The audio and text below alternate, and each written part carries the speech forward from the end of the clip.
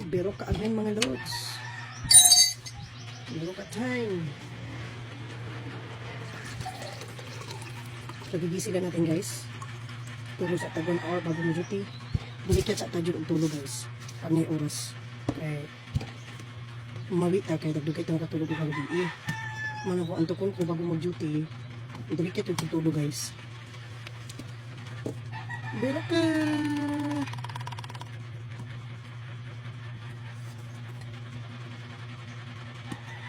Nahingalo na gid ang biro ko na to guys. Duha na lang ka effervescent tablet ang available. Ay katong isa pa man isa lang. Pero gihatag ko na kay mama. Nagaing-ani sa akong mama guys. Importante ni siya labi na sa elders. Kay dili na na kompleto ilang sustansya na. Kaya pilian na sila pagkaon. Tapos ang activities nila dili sa same sa ato ang mga bata-bata gamay. Ice again. Kaya para pang kuhaan sa kainit.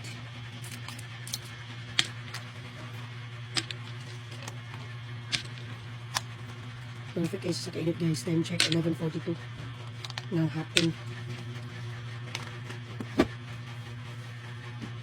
Antayin lang natin guys. Buo pa. Dito pa sa ilalim guys. Mga tawra na siya guys pag i-release na.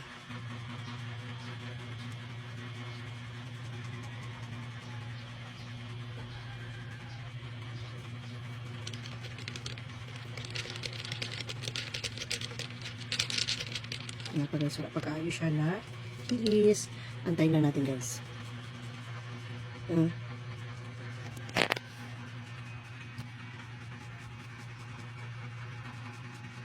Hintay pa siya guys.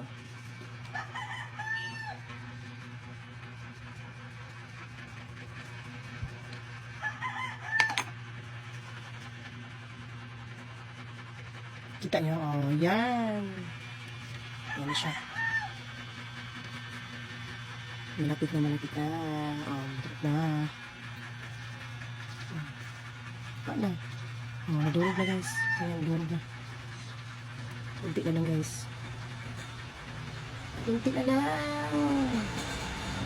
Mga ilang seconds na lang ito guys. Less than 1 minute na ito guys. Oh, wala na talaga. Wala na. Ready to drink na talaga siya guys.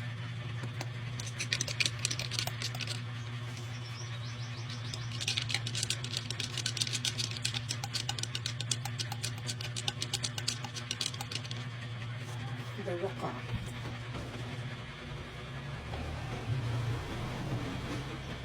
Kompleto yan guys.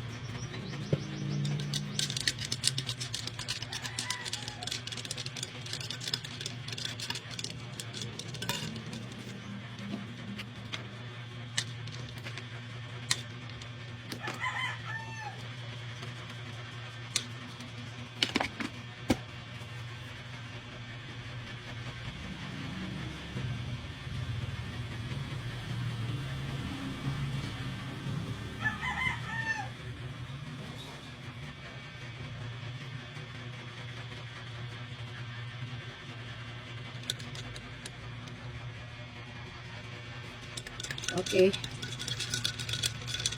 Okay guys.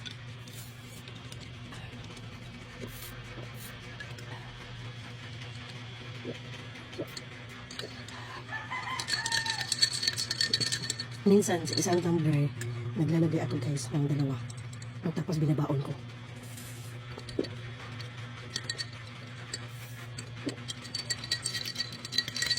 Sarap. Matry ko na din ang cherry. Yung cherry nito guys sa try ko, pero matamis masyado.